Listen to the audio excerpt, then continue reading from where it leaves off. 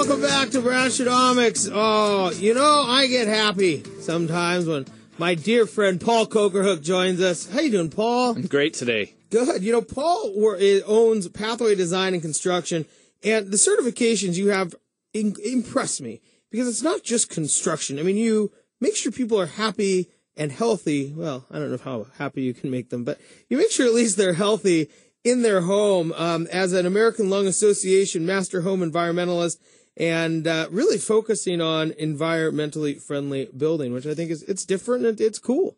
Yeah, it's a lot of fun. It I think allows me to go home at night and feel like I'm actually making a difference. Changing the world one house at a time, right? So, you know, I promised everybody we'd talk a little bit about water because, well, it seems like we've had like thunderstorms and showers. It hasn't exactly been your Seattle summer we waited 9 months for. Today, it's kind of disappointing. You know, it's good radio when you just talk about the weather, right? Nice, good small talk. Well, Paul, when you start living in these cold, damp environments for what seems like a majority of the year, and, you know, there is a lot of water. It's kind of everywhere. It is, and you know, in some cases, we have underground springs that are running around homes. In the case of, say, over on Mercer Island, there's quite a few underground springs over there that can cause all kinds of water issues over there that you can't see. It's hidden and it's coming in. They're like cavernous underwater rivers. Yeah, exactly. You know what I always think of is like stalactites and stalagmites, and those are probably a little different. Anyways, so when you can't see the water, how do you know if you have a problem? I mean, you kind of tend to think you're just looking for big puddles, but that's not really the case, is it? No, a lot of times, you know, we'll get a homeowner that might call us and they'll say, gosh, you know, my basement smells kind of musty. But I don't see anything. And this is after like the teenagers have moved out, right? It's not, exactly. Not just dirty clothes on the ground. Yeah. So they'll call us and say the basement kind of smells musty, or maybe it's somewhere upstairs, maybe it's the bathroom, or another room in the house. And so now we have to try to figure out, okay, what are the issues that are happening here in this home that are allowing these? Because you can walk in and almost immediately smell a difference. So it seems kind of counterintuitive to try to smell the water. But really, that's what you're kind of talking about. Essentially, yeah, that's what you're smelling. You're smelling mold or mildew or just... It's more like the consequences of having water than the actual water. Yeah, or sometimes maybe you just feel, you can just feel it on your skin, the dampness on your skin, or if you're in the basement and maybe you have like somewhat of a livable space in the basement, and I know I have cousins that they lived in the basement, and, you know, their clothes would be kind of damp in the morning when they put them on, because they just take them off and throw them on the floor. Sure. And they're almost in direct contact with the concrete. So clean cousins. Yeah. They were living like teenagers in the basement. Yeah. So you kind of get this smell, this feeling, and I guess it's a little intuitive, right? I mean, you get that this just is a little moist. I think so. But I think a lot of, you know, for homeowners, it's kind of like it maybe happens a little bit over the course of time, so you kind of grow accustomed to it. Some people are really sensitive to it, though, and they can, I think, drive their spouses nuts by saying, you know, there's a real problem here, but maybe the spouse or the kids, they think mom or dad's crazy. Right. I mean, I guess it's kind of like if you always live there and it always smells that way, you just kind of figure that's how your house smells. Right.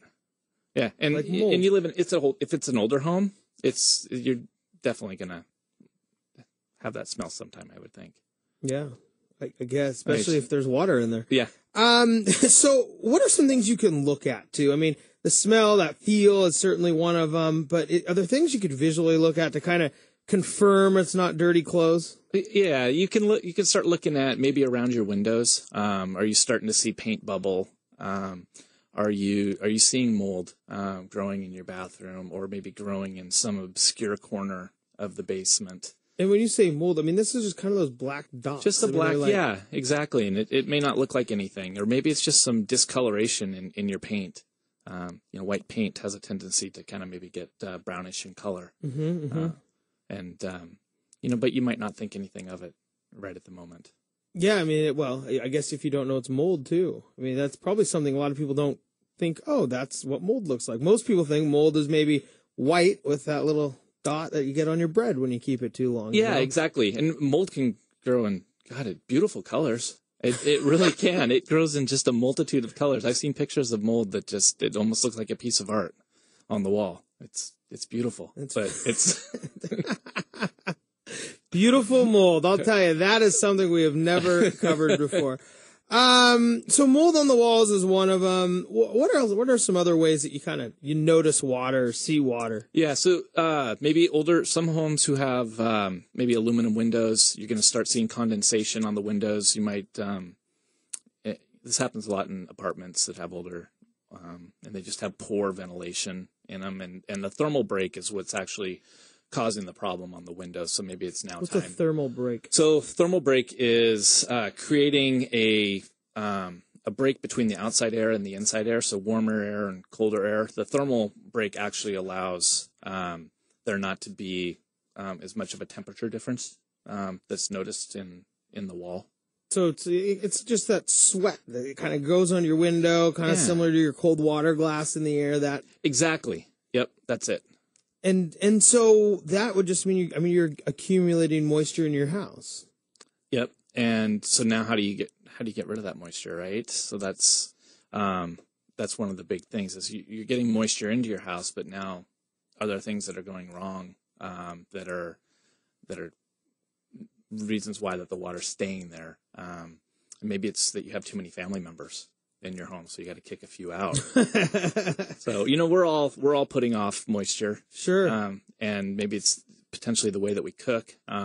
There's some cultures that cook a lot with steam. And if the exhaust fans aren't working correctly, if they're not sized correctly, if they're not being used at all, that can also be potential for problems. So, and then what about bigger problems? I mean, I guess it's easy to maybe not steam stuff or at least turn the fan on but there's bigger water problems, aren't there? Than just maybe too many people in your house. Yeah. So maybe we got to kick some of them outside. Yeah. And maybe take care of some of the landscaping issues that are out there. It's here landscaping. Sometimes we like to elevate our flower beds a little bit, maybe near the house. So we're creating a berm that might be maybe 3 feet out from the house, and it displays our plants really nicely, but it causes problems when it starts raining and that area is not protected from the eaves of the house, and now that water's running back downhill and back into the foundation. Back in the 70s and 80s when they were building homes, we were building them and we were creating the framing for the footings. When we were pouring the footings, we were creating those. Everything was out of wood. Now we're using metal ties to hold our forms together. But back when we were using wood, what ended up happening is that wood ended up just staying in place. And so now over the course of time, we're now seeing that wood is rotting in place. And so when water is getting up next to the foundation, it has an easy avenue right into your crawl space. And then, and that's where you really start getting into those big problems, right? Why that's kind of one of those well-known, water in your crawl space is one of those places you don't want it. Yeah, exactly. And just because you have a vapor barrier, which is like visqueen or plastic down on your dirt floor in there, it's not necessarily going to stop the problem unless it's installed out and super watertight, which in most cases it's not. Well, and over time, I imagine there's a little shifting and. Yeah. So, what are some other things that maybe are under your house or in some places you might not see? Because you probably, if you have a flood in your kitchen, you're probably going to notice there's water. Right. People don't go into their crawl space every day. Are there other places that water kind of hides? It's going to hide, in your bathrooms. It's going to hide in your downspouts on the exterior of your house. Maybe it's not necessarily going to hide in there, but it's going to hide from there. And so if your downspouts are not hooked up correctly, many cases I'll go out and the downspouts are just cut off halfway up, and the water's just draining right down into the foundation. In some cases, I've seen where it's a great thing to do, but people have rain barrels out next to their house, and what happens with a rain barrel is at the bottom you have a little outlet to where you can hook up a hose or whatever. Yeah, hook up a hose so it doesn't overflow. But if the hose isn't hooked up and the spigot's shut off, it's going to end up overflowing and essentially be right next to your And foundation. that's almost a full barrel of water potentially. Everything that's coming off the roof. Yeah. And, in some cases I've had homeowners who actually did everything correctly, except for they had little kids and they moved the hose and that they put the hose down next to the foundation. The kids did. Yeah. Oh, man. We're here with Paul Kocharhook, owner of Pathway Design and Construction, talking about water at a time when it seems to be prevalent. So you get these issues with water. I mean, water really just needs to be watched because it seems to be pretty intrusive. But we actually bring water into the house with things like water heaters and our pipes and everything. And I mean, busted pipes are certainly something we think about in the winter.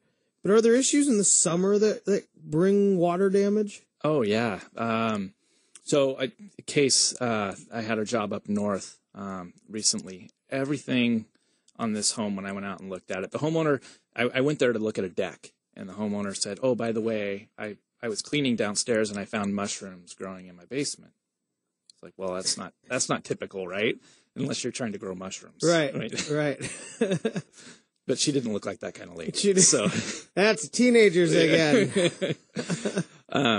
But she had a home business, and she does a lot of retail sales on the internet. So she has a lot of boxes down in her basement. So these are holding moisture, and you can look at those boxes, and they'll start. You see like a piece of paper when you leave it out, it starts crinkling. So you can start seeing some of these things. It's like, wow, there's really a water problem. Everything on this house led me to believe that there was water intruding because the grade outside the house was sloped right into this corner where the problem was, and downspouts were unhooked. But once we got into it and we tore apart this corner to really start taking a look and seeing what the problem was, because I explained to her I don't really know until I can actually see what the problem is. I'm just kind of guessing. And what we ended up finding, though, was the condenser unit on the furnace was what was actually causing the problem. So when she would run the furnace in the house, it was pulling moisture out, but the pipe had been unhooked at some point, and it was pulling moisture out of the entire house, but then depositing it back into this little space where kind of like an air conditioner. You get the little in-home ones, and it always pulled the water. I remember the first time I had one of those small air conditioners, and it vented out. And I didn't realize that you had to pull the water tray out and there was going to be water in there. So all of a sudden it's leaking. And I didn't know how the heck an air conditioner worked. And I'm like, man, there's just water everywhere. And it took me a few phone calls to people. I was like, why? And finally somebody's like, well, did you empty the tray? Kind of that same thing. Right. Just less water. Yeah, exactly. What are, is there ways to dehumidify? I mean, I remember just hearing that you can dehumidify a house, and that's such a great way to live. Is that accurate? Well, the answer to that is yes and no. I think there's pros and cons to it. Another great story, right? So homeowner had a dehumidifier in their basement, and she was smelling mustiness, and she couldn't quite get rid of the mustiness, even though she had a dehumidifier in her basement. And this dehumidifier was set in a basement bedroom that had carpet in it. Well, the dehumidifier was pulling water out, but it was leaking. It wasn't going into the pan like it was supposed to for her to empty every day. So it was getting underneath the carpet, and then it was growing mold underneath the carpet, and that's actually what was causing more of the problem than there actually being natural moisture in this basement. For the most part, this basement was pretty dry, but except for what they were depositing they were actually themselves. Dumping in their own basement. Yeah, it seems crazy. Uh-huh. People causing their own water problems. Paul, we have about just a couple minutes left before we have to go to break. What are some other big issues though with the dehumidifiers? So wood floors, we had a real issue on a wood floor where a homeowner hadn't let us know that they had a dehumidifier running in their house. And when we're doing a job, we're going to turn off the furnace and plug up the vents in the area that we're working so that we're not polluting the rest of the house. And so they had turned it off during the course of construction. We installed a new wood floor. It had acclimated for the moisture that was in the house. And then when we left, they turned everything back on. It started drawing the moisture out of that floor, which then caused everything to start shrinking, which obviously visually doesn't look great. Right. It's also, you can also over dehumidify your house just for personal reasons. Sometimes you go to a dry climate, you'll get like a bloody nose or just your mouth gets really dry. It's kind of a balancing act. You don't want to pull too much out. But you don't need to live like it's Atlanta in the summer. That's right. Or New York right now, as from what I understand. Or everywhere else in the country. That's everywhere but here. Yeah, unbelievable. Paul, really appreciate you coming back. Stick around for the end of the show. We'll chat a little bit more about, actually, a big question we have, remodel or move with some of these guys. Paul Kocharhook, Pathway Design and Construction. When we come back for the first time,